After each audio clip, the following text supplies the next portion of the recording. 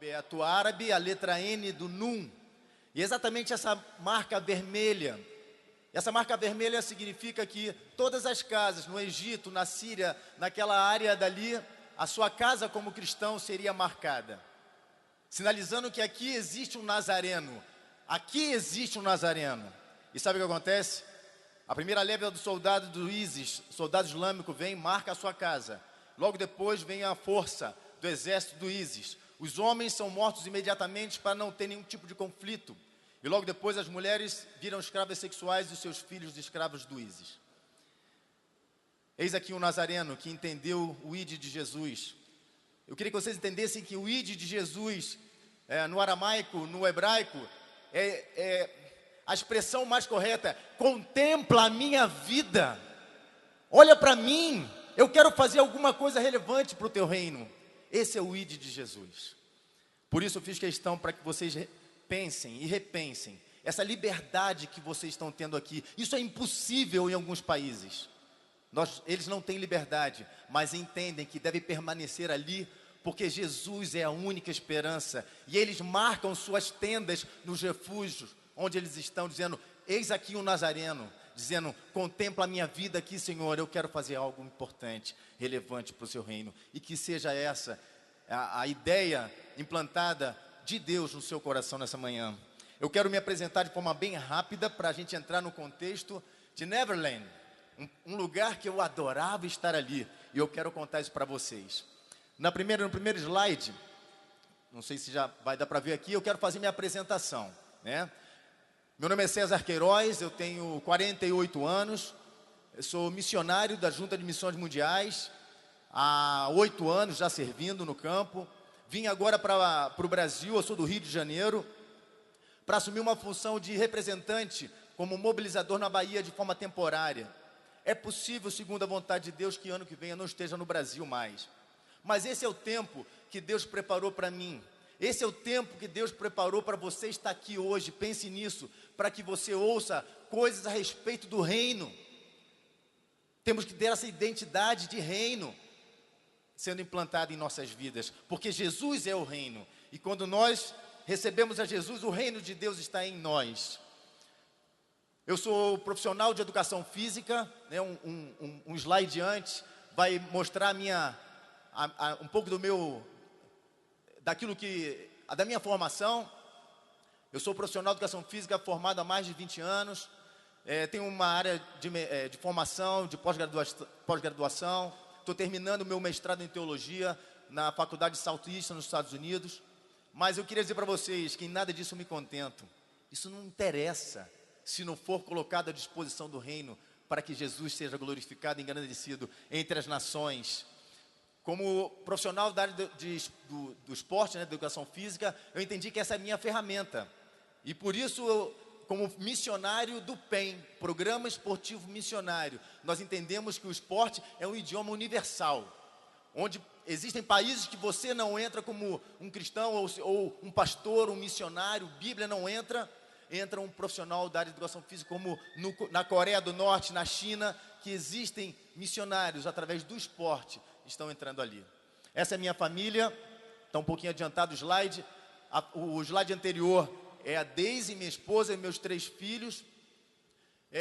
Nós estivemos 6 anos no deserto do Atacama, servindo ali a Deise na área da música e eu na área do esporte, com a proposta do esporte como plataforma de proclamação do Evangelho. Agora sim, pode passar o próximo slide, por favor. Esse é o projeto GO, eu vou passar de forma muito rápida, só para que vocês conheçam quem é o Cezinha, né? E na medida que a gente for apresentando Neverland, eu vou também falar do meu testemunho pessoal, tá bom? Então esse é o projeto GO, é um projeto onde nós fazemos um discipulado através do futebol a jovens, adolescentes e adultos no deserto do Atacama, lá no Chile. Pode passar o próximo slide. Não só na área recreativa, mas Deus me deu uma outra oportunidade de trabalhar em clubes da primeira divisão do campeonato chileno. Eu sou técnico de futebol e lá nós podemos trabalhar com esse time chamado Esportes Iquique, né? E durante esse tempo, nós como capelão esportivo dentro desse clube, Deus me deu um privilégio de trabalhar com jogadores de alto rendimento, Júnior Borges, ele é goleiro da seleção chilena sub-17. Está viajando hoje para a Índia, no Mundial. Foi campeão na França, agora recentemente, está indo para lá. Júnior é fruto da sua oração, do seu investimento. Se você ofertou e já mobilizou ou já orou pelo projeto lá, esse é seu trabalho. Missionário não sou eu que estou lá não, todos somos missionários. A vocação é feita para todo mundo, somos todos missionários sim. Segurando a corda, descendo a corda, entendeu? Então aí está Júnior Borges, um homem que agora, goleiro da seleção chilena, sub-17, servindo ao Senhor de dentro dos campos. Pode passar o próximo slide. Não só o Kevin, mas está aí, não só o Júnior, mas agora Kevin Mellado, atacante do Sport Iquique, que jogou contra o Grêmio agora na Libertadores, também fruto de um trabalho feito pela Junta de Missões Mundiais no norte do Chile. Tá aí, o Kevin foi o garoto propaganda desse jogo, né? Jogou, perdeu, mas o Kevin é o goleador lá de Sport Iquique. Kevin, ele é muito aguerrido e é goleador lá no Chile, né? Pode passar. Não só de fora dos campos, mas literalmente dentro dos campos. Você testemunhando de forma prática. Eu vi aqui tem um campo de futebol. Se a gente colocar ali, eu vou discernir quem é o discípulo de Jesus e quem é cristão. É fácil, porque ali o cara se transforma. Sim ou não? Já tem gente rindo, eu estou vendo. Porque é verdade, galera. É isso mesmo, o cara se transforma dentro do campo. E aí a gente vê a verdadeira identidade. Por isso eu separei discípulos de Jesus e cristãos. Que não vem ao caso agora, a gente fala sobre isso, teria muita coisa para falar sobre isso. Mas esse projeto nós testemunhamos com a nossa vida. Ouça bem, você, muitas vezes, vai ser a única Bíblia que muitos vão ler. Pregue o Evangelho, se necessário for, use palavras. A sua vida precisa gritar, falar mais alto que a sua boca. Então esse é o projeto, está aqui os frutos. O Francisco Tetamante, um chileno, quer ser pastor agora, está fazendo teologia lá no Chile. E Edgar, um boliviano. Estão com a camisa Jesus, porque eles entregaram sua vida ao Senhor. Então está aqui fruto daqueles que oram também. Pode passar o próximo slide. Eu, como carioca do Rio de Janeiro, sempre gostei de surfar, sempre. Então Deus me deu esse presente. Quando nós nos dedicamos a fazer a vontade de Deus, Ele nos surpreende sempre. Então nós usamos através do surf a linguagem para alcançarmos exatamente as pessoas que estão ali para aprender a surfar. E nós usamos Mateus 14, 25, quando Jesus caminha sobre o mar até os seus discípulos. Aquele dia, não sei se vocês leem com atenção, mas o mar estava gigante. Ondas poderosas ali, só que Jesus é Big Rider. Usamos isso para dizer que Jesus foi o primeiro surfista, caminhou sobre o mar, tirou onda porque estava sem prancha. Então, essa é a linguagem que nós usamos para falar àqueles que gostam de surfar. Eu quero ser igual ao mestre, eu quero ser igual a Jesus, eu quero caminhar sobre as águas. Então nós usamos essa linguagem para que essas pessoas que querem aprender a surfar também aprendam mais de Jesus. Pode passar o próximo slide. Aí está a igreja na praia. Né? A igreja não é construção não é parede, não é tijolo, a igreja é você. Aqui está a igreja, olha lá. Só que aqui eu tenho uma igreja especial. Ali tem batistas, tem nazarenos, né? Tem Assembleia de Deus, tem todo mundo ali, cara. É a igreja, corpo de Cristo, debaixo de uma barraca na praia, falando do amor de Jesus com uma prancha e a Bíblia do surfista, que depois eu vou falar mais sobre isso. Pode passar o próximo slide. Rapaziada, se você ainda não identificou, vou fazer uma pergunta, mas não levanta a mão, tá? Você já identificou o seu Neverland? Ou já identificou a sua terra do nunca? Né? Eu faço isso porque você precisa saber. Porque às vezes você está lá, às vezes sem saber, e é um perigo enorme estar ali. Então, a terra do nunca, quando a gente pensa nela, a gente pensa naquele jovem que se recusava a crescer, queria ser criança para sempre. Só que naquela história, ela está mostrando um lado. Agora a gente vai ver o outro lado da história. Porque na verdade é uma tentativa para justificar o comportamento eternamente infantil. Uma fuga da realidade, colocando em prática suas fantasias. Isso é terra do nunca, cara. Dessa forma, mantendo uma distração mental. Presta atenção nessa palavra, distração mental, porque é exatamente o que as crianças gostam e querem fazer. Eu tenho um filho de 9 anos, o Luiz Felipe. Cara, se eu deixo o Luiz Felipe de bobeira, ele sai do Netflix, vai para o PlayStation, direto para o YouTube no computador, depois vai para o celular. Ele quer uma distração mental.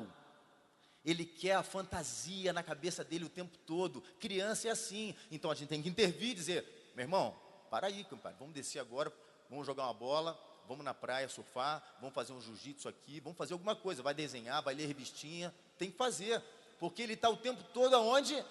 Em Neverland, terra do nunca, ele está ali o tempo todo. E muitos, ainda também, de vez em quando gostam de ir para lá e voltar. Como eu falei, isso é um perigo. Para muitos, o mundo real é sempre uma frustração de seus idealismos e sonhos. Daí a rebeldia, onde procuram se refugiar de suas responsabilidades e aliviar a pressão. O problema de estar no mundo da fantasia, em Neverland, terra do nunca, é que ele sempre nos afasta de Deus, nos levando a fazer o que desagrada a Ele. Ou seja, nos afastamos do que Deus tem para nós e passamos a saciar os nossos desejos. Precisamos sair de lá rapidinho. Tá bom, César, entendi. Mas como se afastar de Neverland? 2 Pedro 3, 8. Antes, crescei na graça e conhecimento do Senhor e Salvador Jesus Cristo. A palavra de Deus é uma viagem real, muito melhor que Neverland. Muito melhor, é uma viagem real. Para aqueles que entendem que fantasia é essa viagem. Nós sabemos que há suficiência em Cristo. Não existe necessidade de entreter os jovens com nenhuma outra coisa, senão a cruz.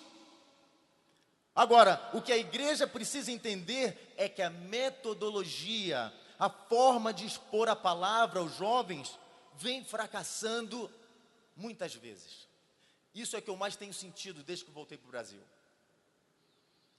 Uma vez Spurgeon disse a seguinte frase: jovens, vocês precisam orar, porque suas paixões são fortes e a sua sabedoria ainda é pequena. E é sobre esse aspecto que a gente vai conversar hoje, sobre a maturidade. Durante a vida somos expostos a diversas etapas. Através dos anos, somos submetidos a fases que desencadeiam profundas mudanças. Vocês estão vivendo isso, cara. Vocês estão vivendo isso todo dia. Vocês estão mudando a forma de pensar muitas vezes, mudando as suas atitudes, porque está em formação, é normal, é natural. O que acontece é que nessas mudanças de caráter, e personalidade, essas mudanças ocorrem não quando mudam seus pensamentos, mas quando mudam o objetivo do seu maior amor, aonde está seu coração. É aí que está aí que está enfatizada a mudança. Cada vez que você faz uma opção, está transformando a sua essência em alguma coisa um pouco diferente do que era antes. E acreditamos que somos indestrutíveis, e de forma equivocada, acreditamos que já somos maduros o bastante. Nada disso. Maduros. Eu, jovem, roubava o carro do meu pai, ia para as festas, pô.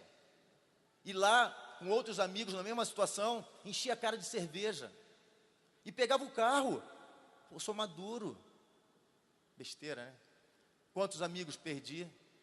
Morreram e estão aleijados por causa disso. Eric Punchar, um grande amigo meu, aos 14 anos, nós estávamos na casa dele e eu saí para o treino de handball. Quando voltei, eu soube que ele pegou a arma do pai, um 38, olhou para o tambor, girou o tambor e se matou. Não sabia. Roleta russa. Somos indestrutíveis. Não somos maduros. Queremos que somos super dotados de alguma coisa. Mentira. Somos humanos e falíveis. Muitas vezes somos imaturos. Gostamos de estar em Neverland. É bom. Se eu dissesse que não era, seria um mentiroso. É bom estar ali. Mas que perigo corremos ali, gente. Que perigo. É uma armadilha do diabo. Jesus Cristo, Ele sim detém toda a maturidade, a qual se encontra disponível a todos através da palavra de Deus. Jesus é a perfeição estampada na literatura bíblica. Só poderemos alcançar a maturidade através de Cristo. A maturidade deve ser construída diariamente, diante de um profundo relacionamento diário com Jesus. E para isso somos submetidos a diversos testes operacionais. Rapaziada, sabe por que somos testados? Porque ninguém é usado por Deus grandemente sem antes ser provado profundamente. Um desses testes pode ser uma nota baixa, um coração partido, sonhos frustrados. Pô, mas César, o que isso tem a ver com o tema, cara? Aí está a questão. Se você conseguiu perceber, esse é um grande vestígio de maturidade na sua vida. Muitos de nós temos buscado encontrar satisfação e respostas para coisas da vida em Neverland, mais que na Bíblia e no relacionamento com Jesus. Uma incoerência enorme, enorme. Traduzindo, para que haja luz, é necessário haver escuridão. Pô, César, agora você deu um nó na minha cabeça. Estamos falando de respostas para a vida, sair de Neverland, pô, está falando de escuridão. Quer ver? Eu vou te explicar. Rapaziada, acende uma vela durante o dia ali. Não faz sentido acender uma vela, não faz sentido nenhum. Agora, estoura o transformador no teu bairro lá, tá com a galera em casa fazendo uma festinha, pô, acaba a luz, fica aquele breu total, você tá sem celular, sem lanterna, sem computador. Meu irmão, acende a vela. Pô, ela vai ser a vela. Vai todo mundo sentar em volta dela e ficar trocando ideia. É exatamente dentro dessa perspectiva da gente fazer essa aplicação aos princípios do crescimento espiritual. Para que haja maturidade, tem que haver imaturidade. Através da imaturidade percebemos o amargo gosto do desapontamento, do fracasso e dos problemas mais comuns vividos pelas pessoas no mundo todo. As nossas experiências fracassadas pela falta de maturidade nos remetem ao quanto precisamos da maturidade, da experiência, do relacionamento com Jesus. Analisando e lendo dedicadamente a Bíblia, vemos esta maturidade manifestada nele. Ele sempre prova a nossa imaturidade através da sua maturidade. Cristãos impregnados da realidade desse mundo, da terra do nunca, precisam ter as mentes transformadas pelo Espírito Santo. Deus, através da sua benignidade, abençoa a esses na medida que se colocam em estado de maturação. Eu estou nesse estado, galera. Eu estou em estado de maturação. Porque esse estado de maturação, nós conseguimos a perspectiva da maturidade de Cristo e passamos a nos desligar, nos afastar de Neverland. Porque eu tenho certeza que Deus, que começou a boa obra em vocês, continuará ajudando vocês a crescerem em sua graça, até quando sua tarefa em vocês estiver finalmente terminada, naquele dia quando Jesus Cristo voltar. Próximo slide, por favor.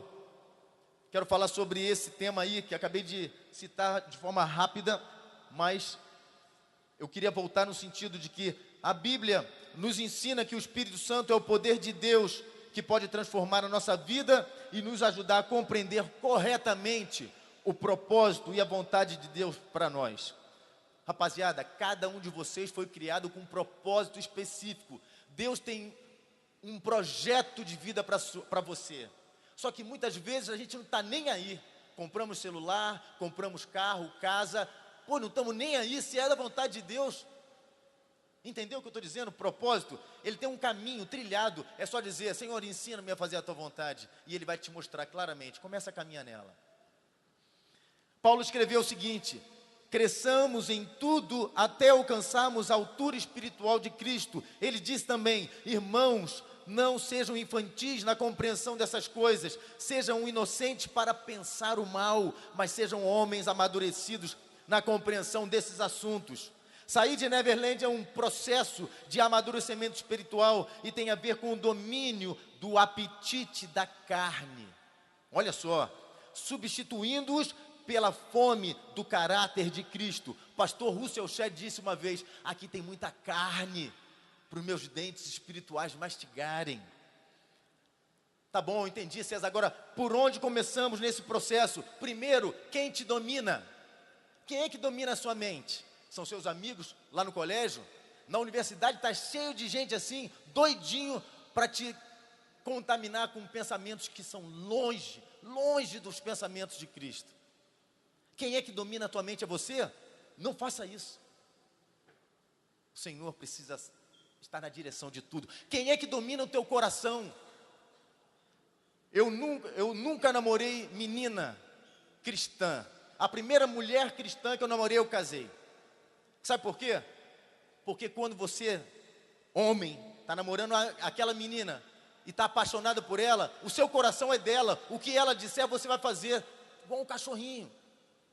Meninas, vocês que namoram aquele rapaz bonitão, boa onda, tudo que ele disser, você vai fazer, está caidinha por ele. Quem domina a sua mente e o seu coração?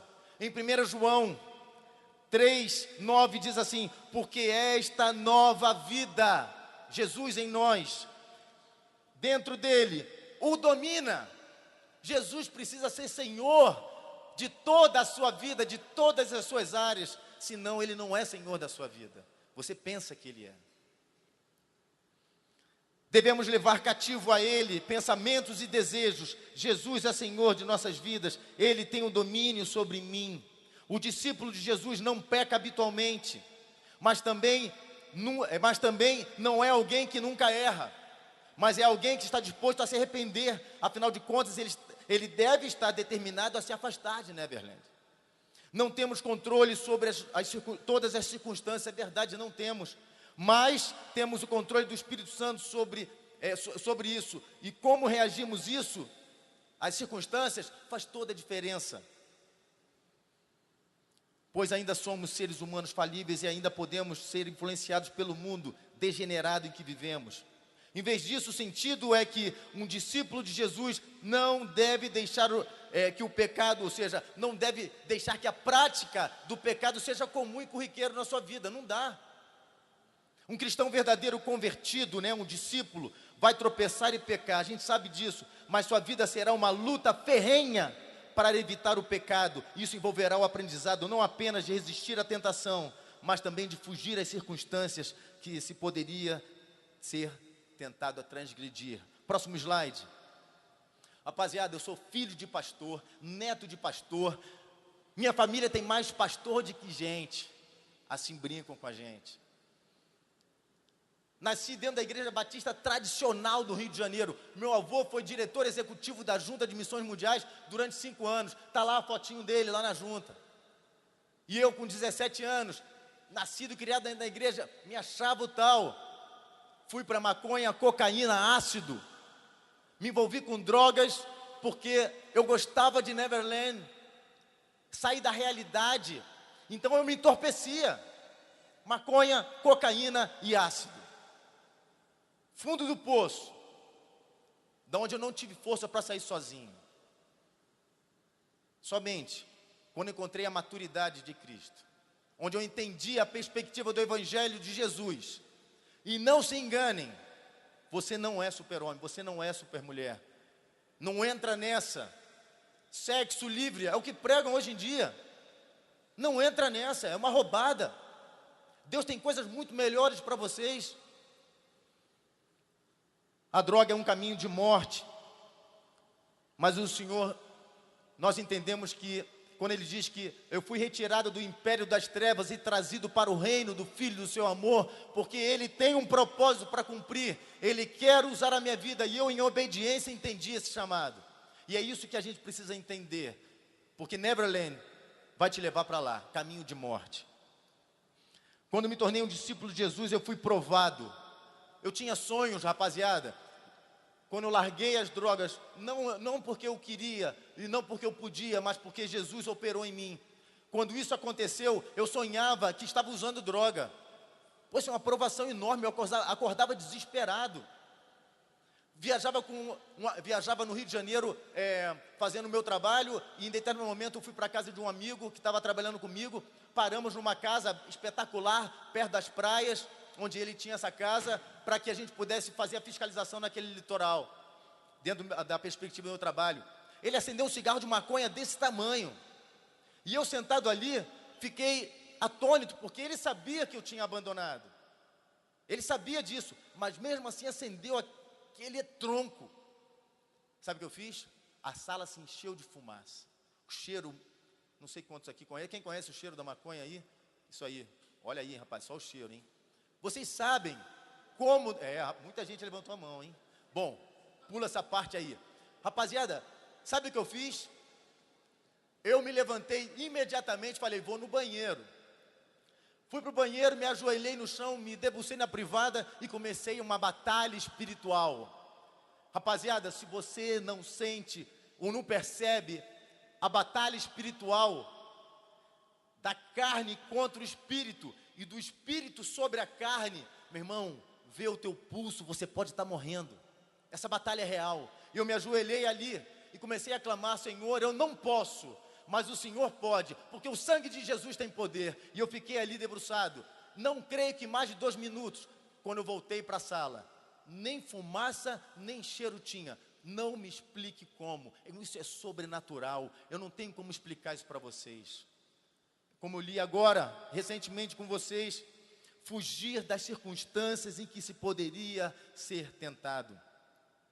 Paulo aqui, ele ilustra um método com vários exemplos. Quer ver? A gente vai ler um versículo aqui que vai falar sobre isso. O versículo é Efésios 4, 22 a 24. Eu queria ressaltar 3 pontos para a gente terminar hoje, pela manhã. E Paulo, ele pontua o seguinte: então, desfaçam-se desta natureza má, o velho eu que era parceiro dos maus caminhos, completamente apodrecido, cheio de moralidade e engano. Você deve ser uma pessoa nova, diferente, que segundo Deus é criado em verdadeira justiça e santidade. Vista-se dessa nova natureza. Primeiro, despojar-se, se desfazer do antigo eu. O primeiro passo que Paulo diz é: livrem-se do velho homem, pois ele está em Neverland, ele está lá na terra do nunca. A velha natureza dentro de nós está contra Deus. O antigo eu a que Paulo se refere constitui-se da mente não convertida e dos atos pecaminosos que daí procedem. O nosso antigo eu deve ser morto. Paulo nos diz: sejam assassinos dos seus pecados. Lá em Colossenses 3,5, matem os desejos deste mundo que agem em você, isto é, a imoralidade sexual, a indecência, as paixões, os maus desejos. Com o passar do tempo, Deus muda o que há de pior em nós, com o poder transformador do seu Santo Espírito. Ele pode nos libertar da terra do nunca, que nos aprisionam, assim libertos das cordas que nos amarram e nos fazem escravos há tanto tempo. Quanto mais deixamos que Deus assuma o controle sobre nós, mais autênticos nos tornamos. Isso é personalidade, pois foi Ele quem nos fez. É quando me viro para Cristo e me rendo a Ele, totalmente, verdadeiramente, sinceramente, a sua personalidade, que pela primeira vez, começa a ter a minha própria e real personalidade. É pela primeira vez que eu comecei a ter, foi quando eu me virei para Cristo e encontrei a minha personalidade nele. À medida que estudamos a palavra de Deus, mesmo depois de batizados e convertidos, continuamos a ver revelados detalhes de nossa natureza humana. A palavra de Deus, se a permitirmos, ela corta e penetra no fundo do nosso ser e é apta para discernir os pensamentos e intenções do coração. A palavra de Deus é fundamental, nos auxilia a identificar os nossos atos e pensamentos errados. Precisamos permitir que o Espírito Santo de Deus atue em nós. Este Espírito pode nos renovar diariamente, renova as nossas forças. Com a ajuda do Espírito Santo podemos matar as obras do corpo. Alguns perdem a luta por não usarem as armas de Deus. Paulo, olha aí, cara, não estou falando de qualquer um não, hein? Eu estou falando de Paulo, reconhece essa deficiência e reconhecia isso perfeitamente, o impacto da natureza humana em nosso comportamento. E ele escreveu sobre isso, que quando, olha só bem, vê se você não percebe isso no teu dia a dia. Eu vejo no meu. Que quando quero fazer o que é correto, inevitavelmente faço o que é errado. Quanto à minha nova natureza, o que eu gosto de fazer, que é a vontade de Deus, contudo existe algo, coisa que no meu interior está em guerra com a minha carne e ganha luta, fazendo-me escravo do pecado. Esta passagem descreve a luta de Paulo, de todo cristão, eu e você, entre a natureza humana e a nova natureza divina. Somente através da palavra de Jesus em nós é que podemos viver uma nova vida. Próximo slide, revestir-se do novo. Se lutamos sozinhos para despojar do antigo eu, será inútil. Agora vem a parte mais difícil. Devemos em Deus imprimir nosso caráter, os traços divinos que são oposto das falhas que identificamos. Devemos concentrar a nossa atenção e esforço no comportamento de Jesus. O que encontrei em Cristo não é a ausência de conflito, mas a capacidade de lidar com eles. É aqui onde os exemplos que Paulo usa são tão instrutivos e úteis. Deixe de mentir uns aos outros, falem a verdade, pois somos membros uns dos outros. Agora, quando um mentiroso deixa de mentir? Quando é que nós percebemos isso, que ele deixa a mentira? Ele não deixa de ser um mentiroso apenas por ficar de boca fechada. Ele ainda é um mentiroso que vive entre mentiras e suas fantasias. A única maneira em que podemos demonstrar a mudança no seu caráter é falando a verdade. Ele precisa falar a verdade a todos, todo dia, toda hora, sempre. Quando um ex-mentiroso consciente começa a dizer a verdade, as suas antigas atitudes de desonestidade e de dissimulação começam a secar e morrer. É o que acontece quando em Deus nos esforçamos para vencer nosso antigo modo de vida e substituí-lo pelo estilo de vida de Jesus. Roubar. Quem aqui já roubou? Eu estou levantando a mão, tá? Pô, no supermercado, cara, eu passava a mão nas balas, levava tudo. Já roubei. Agora, quando é que um ladrão deixa de ser ladrão? Um ladrão que não esteja roubando alguma coisa nesse momento agora, pode ser que ele tenha dado um tempo, né? Mas a única forma de um ladrão demonstrar que mudou a sua atitude é começando da forma consciente a fazer o oposto. E o ato oposto a essa atitude de roubar é o dar. Em Deus, um ex-ladrão aprenderá a trabalhar, fazendo com as mãos o que é bom para repartir com o que tiver necessidade. Versículo 28 de Efésios. Olha aí, está na Bíblia. Agora, o que eu vejo hoje na política brasileira de carceragem, de presídio, está tudo errado. O cara está cheio de regalia, o cara fez o mal e tem todo tipo de benefício. Está errado, ele tem que trabalhar lá dentro para se sustentar, para ganhar o pão de cada dia e ainda dar para a sociedade o que roubou muitas vezes. Próximo slide. Suas palavras, Paulo cita o modo como nos comunicamos. Frequentemente a nossa língua manifesta precisamente a nossa natureza dominante, seja boa ou má, mas a boca e a língua estão falando o tempo todo disso. Jesus disse que a boca fala do que cheio o coração está. Tiago diz que a língua desenfreada é um mundo de iniquidade. Manter o silêncio para que nenhuma conversa corrupta saia da boca pode ser um passo na direção certa, mas manter a nossa boca fechada por si só não é prova de que a nossa natureza mudou. Quer ver? Preste atenção nas conversas aqui em redor. Eu pedi para o pastor Renê e quero pedir ao Daniel. Eu agradeço a vida do pastor Renê e Daniel, que me deram essa honra e o privilégio de estar com vocês. E eu falei com o Renê, falei, pastor Renê, eu posso ficar o dia todo aqui com eles? Ele falou, pode. Posso, Daniel? Então, beleza. Porque é exatamente isso, eu quero conversar com vocês. Eu quero estar mais próximo de vocês, né? Às vezes eu estou lá no campo, isolado, não tenho a oportunidade de estar tão perto, conversando. Então, sobre as conversas, é isso que eu queria, presta atenção nas conversas, muitas delas não estão de acordo com o reino de Deus, estão de acordo com Neverland, terra do nunca. Continuando, porque até um tolo, quando se cala, é reputado como sábio, está lá em Provérbios. A nossa natureza muda fundamentalmente quando começamos a usar a língua de maneira positiva. E aí vem lá em Efésios: evitem a boca suja, digam somente o que é bom e útil àqueles com que você estiver falando e que resultem em bênçãos para eles. Em Neverland tem uma tendência de falar coisas erradas. Podemos vencer as nossas características ruins, concentrando-nos num comportamento justo. Assim, com a ajuda do Espírito Santo, a mudança torna-se parte permanente do nosso caráter. No entanto, o Espírito se desenvolve somente nas pessoas que se esforçam para viver uma vida de obediência. Obediência é prova de amor. Meu filho, vai lá e arruma a cama. Pô, é uma luta. Aí eu falei para ele: você me ama? E meus filhos falam: pai, eu te amo, mas você não está dando prova disso. Porque obediência é prova de amor. Quantos aqui arrumam a cama antes de levantar? Beleza, galera, isso aí. Vocês amam seus pais. Muito bem. Vamos pular essa parte que poucas pessoas levantaram a mão. Vamos lá. O meio mais simples de tirar, olha essa aqui, hein? O meio mais simples de tirar o ar de dentro de um copo é enchendo esse copo de água. Você vai tirar o ar de dentro do copo.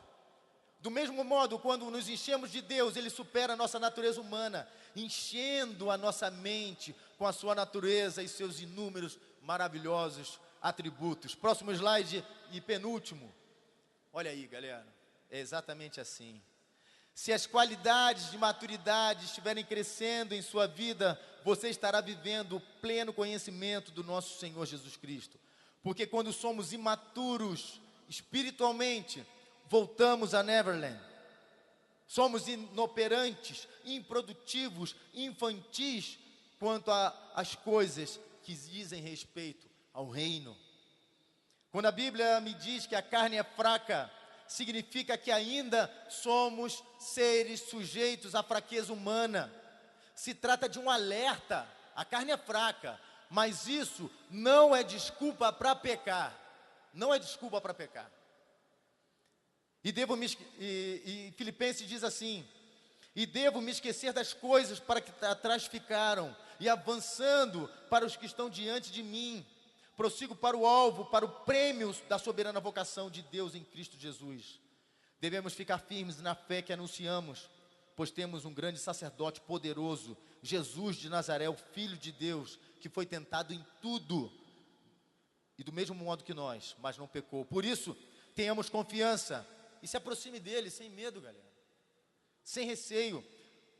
É lá onde está a graça de Deus, ali receberemos misericórdia e encontraremos graça sempre que precisarmos de ajuda. Portanto, deixemos de lado tudo que nos atrapalha, deixemos de lado Neverland.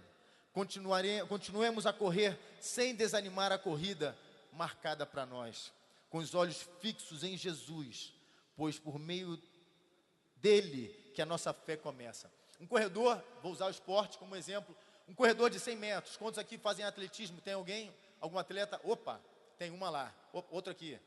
Galera, esses vão entender melhor o que eu vou dizer. Um corredor de 100 metros, fundo. O nosso palestrante da noite, Israel, foi atleta, raso, 100 metros. Conversando com ele ontem, eu falei sobre isso. Quando nós estamos na corrida da vida, nossa carreira da fé, o corredor, ele tem o olho na linha de chegada, e de lá ele não tira nem respira até chegar lá. Nem respira. São 9 minutos, 9 segundos e alguma coisa, sem respirar. Pá! Até lá.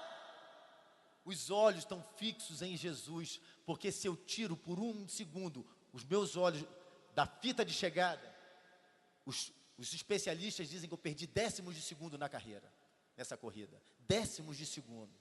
Por isso os nossos olhos, Paulo diz, devem estar fixos no Mestre, no Rei dos Reis, Senhor dos Senhores. É Ele é meu foco, eu quero chegar lá, não posso perder Ele de vista, porque a trombeta soará. Pode passar o próximo slide, meu irmão. O processo completo de maturidade espiritual está na maravilhosa transformação que Deus, por meio de Jesus Cristo e o poder do Espírito Santo operando em nós, O último e mais dramático aspecto de transformação ocorrerá na ressurreição dos mortos e a subida da igreja quando Jesus voltar. E está breve esse momento. Porque a trombeta soará e os mortos ressuscitarão incorruptíveis e nós seremos transformados. Tragada foi a morte na vitória de Jesus. Nós somos cidadãos dos céus, do reino. Não somos cidadãos de Neverland. Olha aí o perigo. Estamos esperando ansiosamente a nosso Salvador, o Senhor Jesus, que virá dos céus. Neverland, nunca mais. Que venha o teu reino e seja feita a tua vontade, assim na terra como no céu. Que seja feita a tua vontade na minha vida e na sua vida, hoje e sempre, até que Jesus volte, ou que nós nos antecipemos a isso e possamos ir ao encontro do Pai. Essa é a minha oração nessa manhã. Que nós tenhamos um posicionamento firme, concreto, diante do reino de Deus, esquecendo Neverland e correndo a carreira da vida, que vale a pena correr. Eu estarei o dia todo aqui com vocês. Quero aproveitar. Não sei se jogar bola dá, o joelho, o tornozelo está dando problema, mas acho que como figurante eu vou estar bem. Que Deus o abençoe, em nome de Jesus.